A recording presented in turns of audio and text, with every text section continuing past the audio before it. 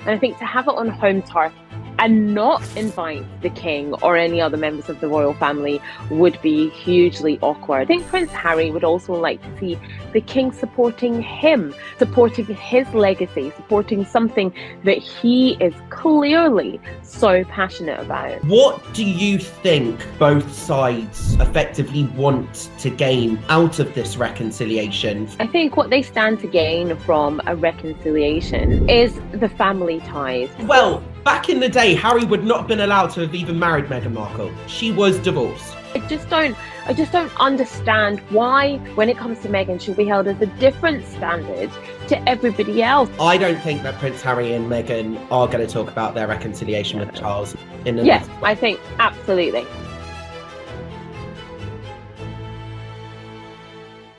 Hello, I'm Josh Rom, Associate Editor of the Royal Observer. Now, it was reported just this week in the Daily Mirror that Prince Harry could extend an invite to his father, the King, to the 2027 Invictus Games for either the opening or the closing ceremonies when they're held in Birmingham next year in 2027. This would mean that this is a public reconciliation, the first time that they've been publicly seen in the same vicinity together since 2023 when Prince Harry attended his father's coronation at Westminster Abbey. But what does this mean? Where do we stand? What could this public reconciliation look like? What could it stand for? And most importantly, where does this leave the Prince and Princess of Wales? On this week's podcast, I'm joined by Afua Hagan, an esteemed royal commentator and favourite of the Sussex squad, to discuss all of this and more. Afua, welcome to the Royal Observer. It's so good to have you. Thank you so much for joining. Thank you so much for having me. I'm loving it. There's so much that we have to discuss, so I think let's dive straight in. One of the big stories this week was going on after Prince Harry and King Charles's reconciliation meeting at Highgrove. Russell Myers from the Daily Mirror recently revealed that he plans to extend an invite either to the opening ceremonies or the closing ceremonies of the 2027 Invictus Games. First and foremost, I kind of want your reaction to that news. Is it good news? What do you think both sides can get out of that? I think it's great news, actually, if Prince Harry is thinking about extending this invite to the Invictus Games in 2027. It's going to be a real homecoming for Prince Harry in so many ways. I mean, Birmingham itself has a real history of supporting wounded veterans. That's why it's been chosen as the host city for 2027. We've got some new teams joining. Uganda's going to be joining in 2027. And I think to have it on home turf and not invite the king or any other members of the royal family would be hugely awkward. So I think it's a great idea that they've got to the place where Prince Harry feels that he can extend that invitation. I think it will give a royal seal of approval to the Invictus Games. Not that it really needs it, actually. Not that it needs it at all. It's always been such a good cause, hasn't it? Always centered the injured veterans rather than centering Prince Harry himself. That's what it's always been about. It's always about using sport as rehabilitation and the power of that and the power of having the Invictus family. It would be great to have that royal endorsement. It would be great to have the king supporting the Invictus Games. But I think Prince Harry would also like to see the king supporting him, supporting his legacy, supporting something that he is clearly so passionate about. So I think it would be great for Prince Harry to have that support from the king. But I think it would also be great for the king and the royal family to look like they are supporting someone within the family who is doing something that is amazing. There literally is nothing not amazing about the Invictus Games. It just is amazing. It just is incredible.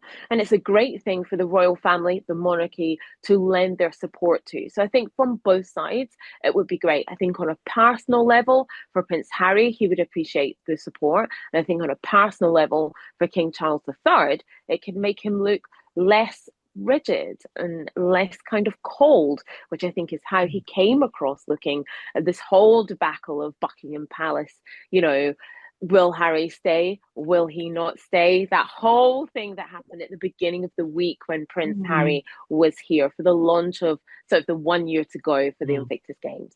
Well, I mean, there's a couple of things to unpack there because I think the Invictus, as you said, it's an incredible cause.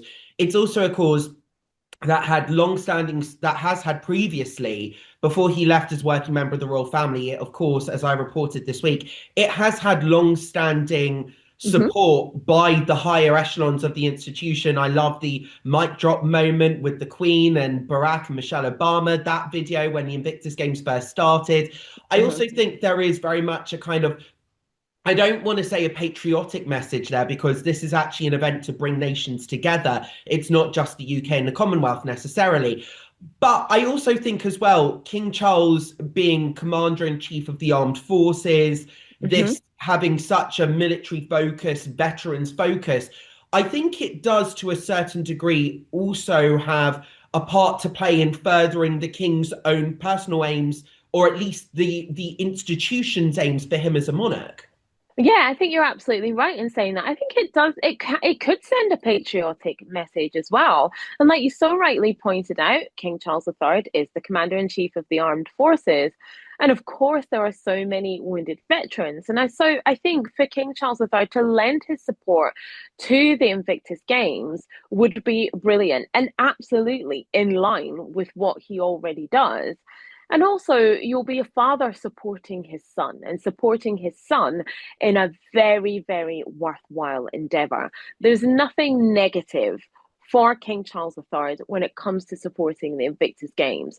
Now, I know there'll be so many people who will be whispering, "Oh, if King Charles supports this, then it means that he's capitulated and he's forgotten everything that happened and all the rest of that." I think what we forget when it comes to the royal family is that they are a family, right? And we judge them at a higher standard than we judge ourselves. I'm not really sure why we do that, because they are human, they are fallible, they make mistakes. Which family does not have arguments? Which one?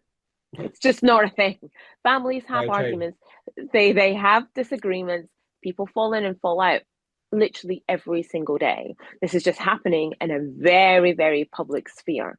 And forgiveness is something that takes time. It's something that's given. I think grace is also something that takes time and something that should be given. And so when people say, I read so many things that are like, if King Charles decides to go to the Invictus Games or welcomes Harry back into the fold, he's capitulated and he's forgotten about everything that happens and he's thrown out all his principles. He's still a father, and that's still his son. And so I think it would be great to see King Charles III supporting Invictus Games on so many levels, for him as a monarch, for him as commander in chief of the armed forces, and for him as a father.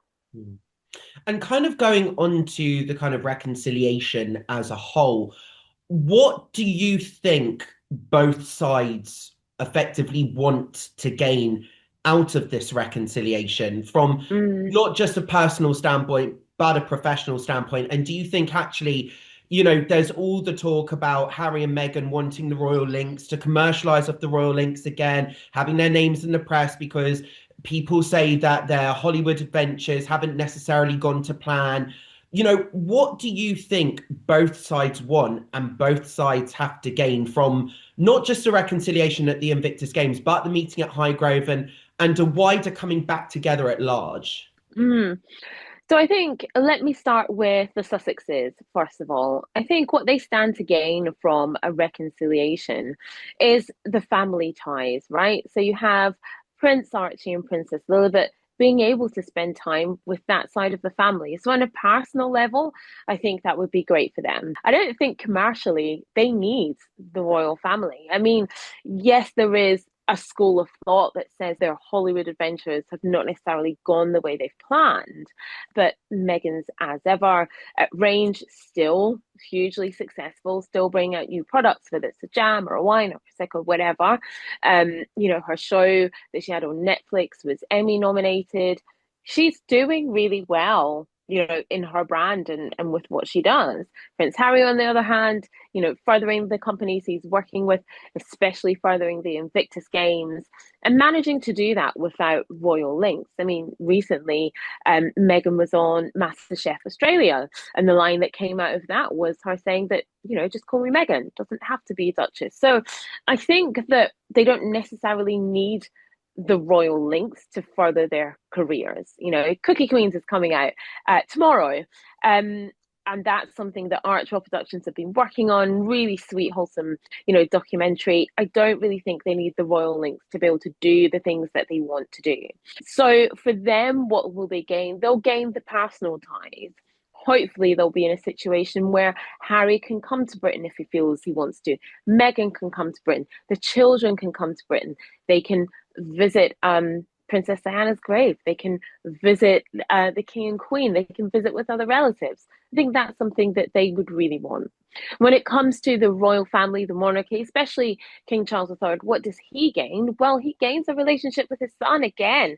It's all about this on a personal level. I also think, like I kind of referenced earlier on, if you have this reconciliation, you have a royal family that looks less cold and less rigid, a family that looks like they are about grace and forgiveness. If the royal family is supposed to set a standard for all of us, then these things have to be prevalent in that. I'm not of the school of thought that people should definitely make up and they have to forgive each other. If people shouldn't be in each other's lives, I think that also has to be respected. But it's clear from both sides that they do want a reconciliation, that they do want to be able to spend time together. So I think when it comes to the royal family, then, like I said, they look less rigid, less cold. They set this standard for us that they want to set. And I think also, if you are going to get to a time of the reign of King William, which we will, unfortunately, because King Charles III is not going to reign forever, and I mean that in the most respectful way I mean, possible, as we move in. this is something that he himself has acknowledged in speeches, Yeah. especially around the state visit. Yeah, absolutely. Mm. As we move into the reign of the next monarch, there absolutely will have to be a reconciliation. I just don't think there's any way we could see King William ascending to the throne without Prince Harry by his side. And I actually think both sides would like that. It's something I've said before, it's something I will stand by, that I do think that will happen. I'm not saying that they will be the best of friends. I'm not Mm. saying that it will probably be the relationship that they had before. I think they're probably too far gone.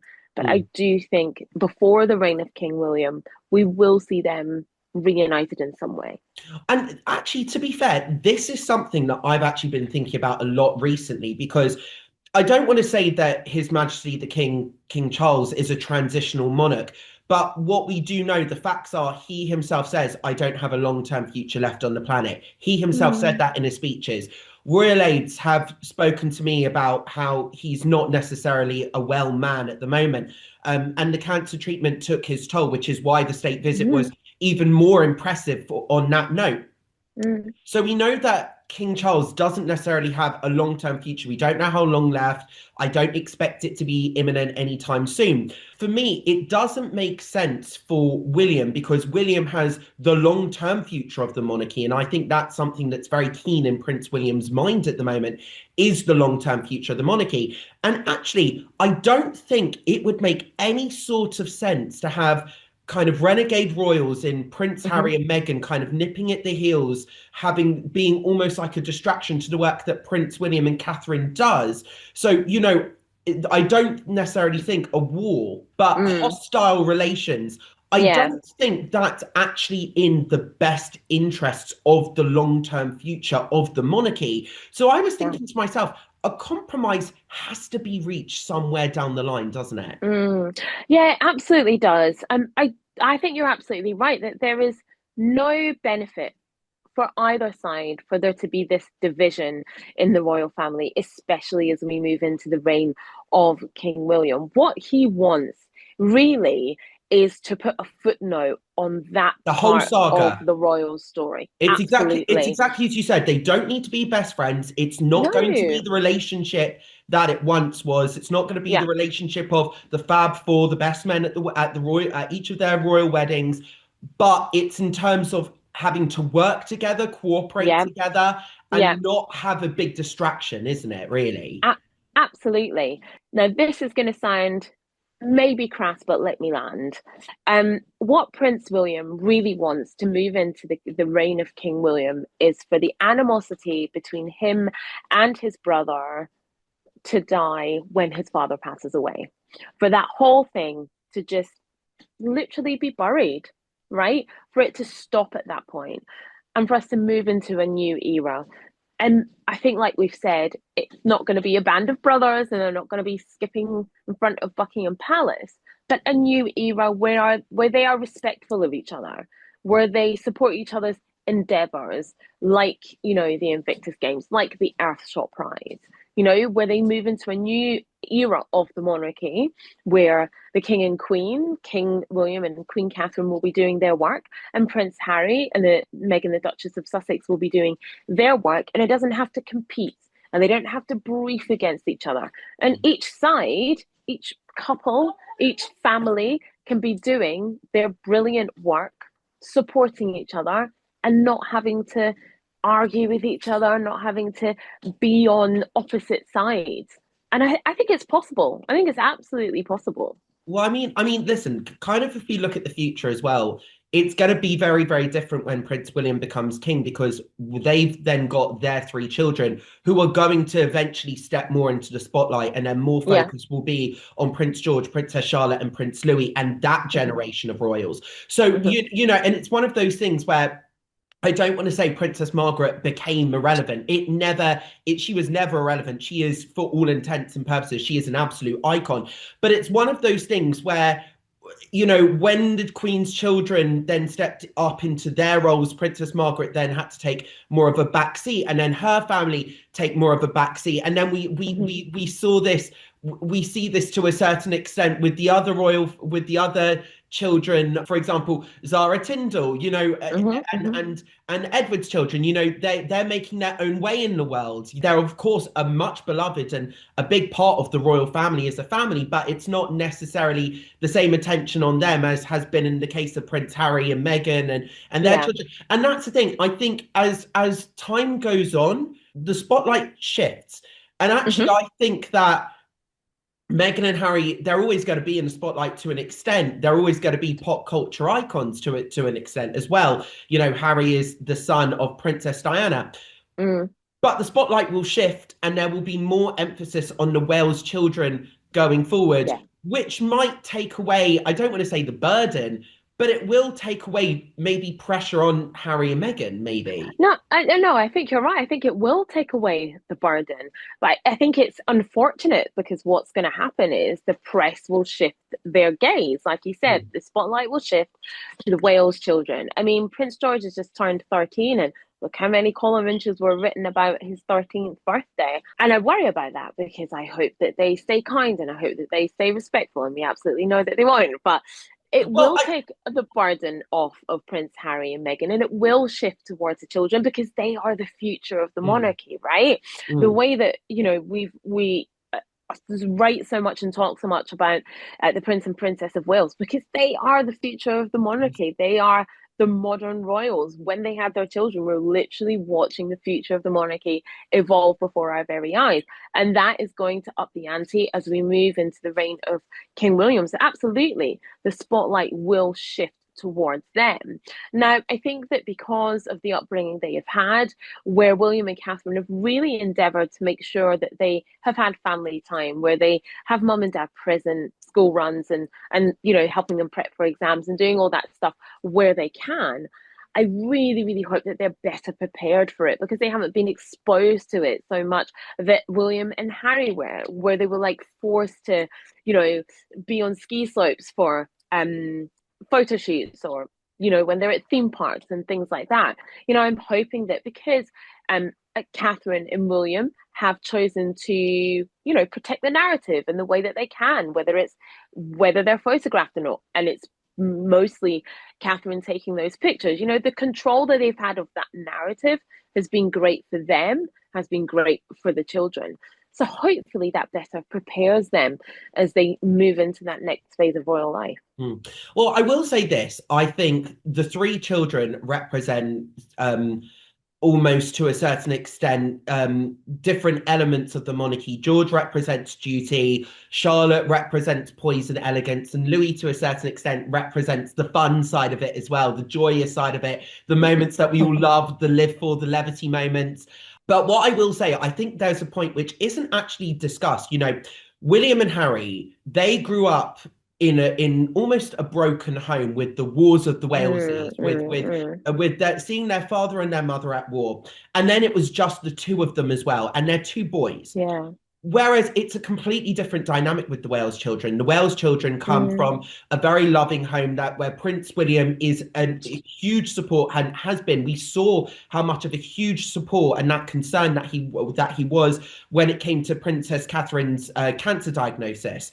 Then as well, we've had the other, and even when it comes to, for example, Diana's parents were very much aristocratic, a little bit mm. distant at all thought. We know that Prince Harry and William are still close with the Spencer side of the family, but it's a different dynamic from the Middletons. The Middletons, very Mm. upper middle class, very much normal family. We've seen them in videos playing board games with their grandchildren. They've been a very much a normal grounding presence in their lives.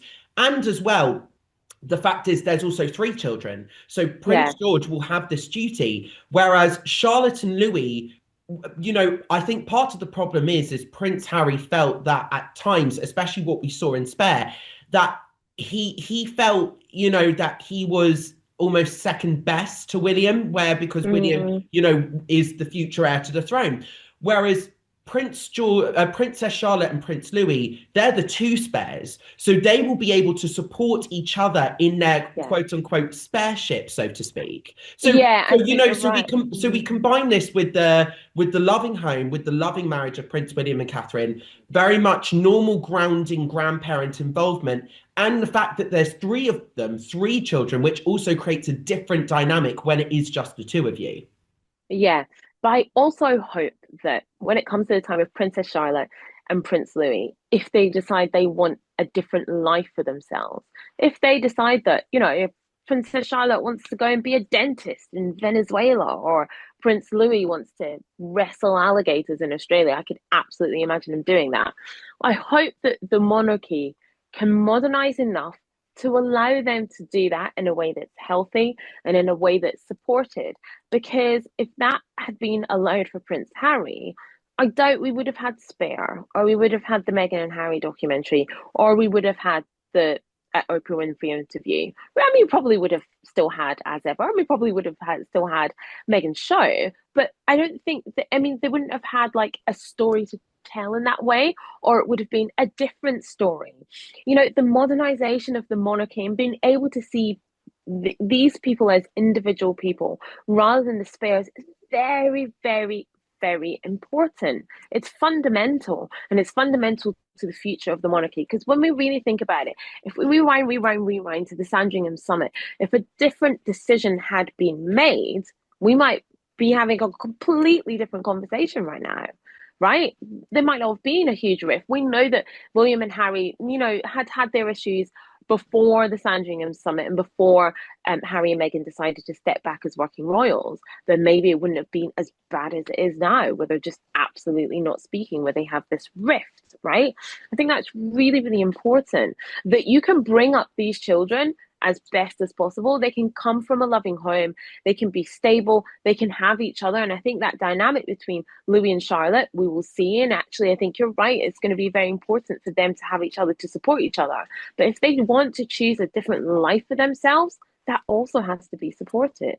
I mean, and listen, it's one of those things where, and this is, I think, the debate that's at the core of the Harry and Meghan issue, so to speak, is that, we see other members of the royal family like Princess Beatrice, Princess Eugenie, Zara Tindall, marrying Mike, and Mike, of course, going on I'm a Celebrity, and Yeah. him being great in that way. We do have minor royals Mm-hmm. making their own way in the world. That's hasn't been such, for especially for the younger generation, that hasn't Mm-hmm. necessarily been an issue. And I think, going forward, when the spotlight does shift, as the spotlight shifts, as the spotlight gazes, when Prince George will eventually have his own children and will get married and do all of that sort of stuff, the spotlight will then again shift onto his children. So that's the whole thing. So, I think there is an argument to be had there for how the monarchy will adapt going forward, but I definitely think there is precedent for them to do so. And Yeah. actually, one could argue that the monarchy has to always learn these lessons as well. So, for example, Yeah. they learned lessons with Princess Diana. Sorry, they learned lessons with Wallis Simpson and Princess Diana because back Do in you the think? Do you think well, they well, learned well, lessons? well, back in the day, Harry would not have been allowed to have even married Meghan Markle. Wow. That relationship back in the day would not have happened. She was not, it's not even about American, an actress. She was divorced. That relationship back in the day, that romance would not have been allowed to have even gone into the steps of St. George's Chapel in Windsor Castle. So, in a way, the monarchy, and actually, and this is the thing, the Queen very much approved of that marriage. Otherwise, the marriage Mm-hmm. wouldn't have gone ahead. So, Mm. she learned the lessons of Princess Margaret and Princess Diana and Wallis Simpson to a certain extent. Now, of course, things that have been handled haven't necessarily been handled in the best way, but it's one of those things where I think now we're getting to a stage now where, you know, it's so unfortunate that there's so much criticism for Meghan and Harry at the moment, especially when we're in the age of Andrew Mountbatten Windsor, who has literally been Mm. arrested for misconduct in public office, allegations he's denied, we'll say that legally. But there's been a senior member or a former senior member of the royal family that's been arrested, and Meghan Markle still wants to sell jam. Let's just say this, but yet Yep. she's and appear on TV as and when in funny ways, and which, by the way, I could also argue because people have said there's criticism of Meghan profiteering from being a member of the royal family using the Sussex title. Well, a Duke and Duchess of Sussex is aristocratic. A Duke title is aristocratic, not necessarily royal. So that's number Mm. one. But number Mm. number two, they just want to go and make a life for themselves, make a living for Yeah. themselves. I think as long as they don't slam the institution that they were once a part of and profit from slamming that institution, I found, I with Love Megan as a show, I don't want to say my problem with it, but I didn't feel that the content was right in terms of I don't think there was enough substance to the show. But I say that not because it's Megan. I would say that about any other showbiz show. So with Love Megan in particular, I don't necessarily think it had that much substance to it because I think we're in an age where audiences crave authenticity. And actually, I think if that show was shown on TV in either the early noughties or the early 2010s, I actually think it would absolutely fly because that's the sort of television that people used to watch. But I think in an age where audiences crave authenticity more than ever, I just don't think it necessarily landed in that way. But that's not her profiteering from her lifestyle brands, from the royal family. I would just like to see them make a proper success of themselves. And this is the thing. I think we're going to have a whole nother Zoom discussion Yeah. about with Love Megan and the promotion and all of that sort of stuff. But kind of going on from that, when we look to the future for Harry and Meghan, I think people just want them to just be happy. That's all. Yeah. Well, some people want them to just be happy. There's a whole load of people that don't want them to just be happy. And those are the people that will literally, like you said, in an age where we have Andrew Mountbatten Windsor, a member of the royal family who's literally been arrested, and we know that he denies all the charges against him. But when you have that, and you still find time every day to criticize Meghan for, you know, getting out of Anything a car, wearing getting in a wearing car. a prime example is her birthday celebrations wearing Yeah, a plastic tiara inside her own yeah, home, something that a yeah. million girls do every year to celebrate their Million. I birthday. mean, I do it on my birthday, but then, you have many column inches written about, ooh, is she trying to say she's still a princess? And ooh, she's using single-use plastics. And do you know what I mean? It's just some people are just obsessed. And that's the thing is they are obsessed with the audacity that two people had to choose their own life. They cannot stand it. And it's strange. It's weird. It doesn't make any sense. People just have, especially when it comes to Meghan, what they would like to say is a really illogical hate. But actually, it's classism, racism, misogyny, misogynoir, just all tied up in a bow. And it just comes off, I just don't like her. It's just something about her. Do you know what I mean? Well, I So mean, I think, I do get what you're saying, but I also think as well, people think there is an authenticity problem. People, I think, but I view her think, very but, much but as I an think, actress, and I think that and actually, back in the day when I remember watching her on US TV on the Today Show doing cooking segments, when she first joined a member of the royal family, there was an element of authenticity there, which I think people don't necessarily see anymore, or because they've had so much of the negative side of things.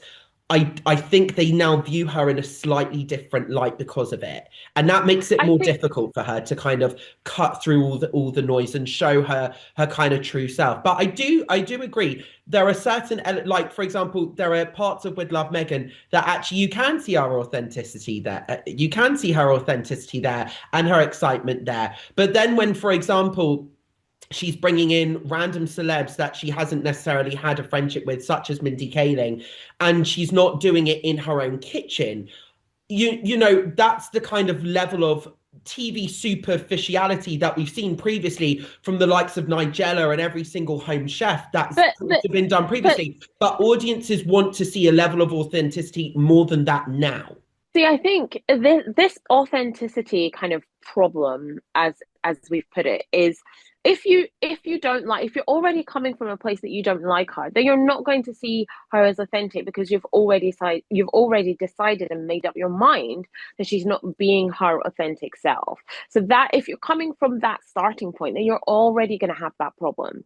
I think when it comes to things like, not filming in her kitchen, I mean, literally, you and I will go to a TV set every single day. I just I cannot get it. accept that is an argument, because yes, there is some TV chefs who will film in their houses, and there's lots of them that don't. I, I wouldn't want people to film in my house. Like, I just don't understand why, when it comes to Megan, she'll be held as a different standard to everybody else. But that's because people are coming from a place of, I already don't like her, so I've decided she's not authentic, and I've decided that she's not funny, and I've decided that she's not friends with these people, and I've decided that because she doesn't film at home, she's not authentic. If you are already biased, then your bias is going to come through with every opinion that you have about her. And therein lies the problem, that there is just so much bias when it comes to her. Interesting. I mean, listen, it's something that I think people are going to continue to debate for Oh, ages yeah. upon ages to come. Yeah. And we are going to definitely do much more of a deep dive in particular later on as well.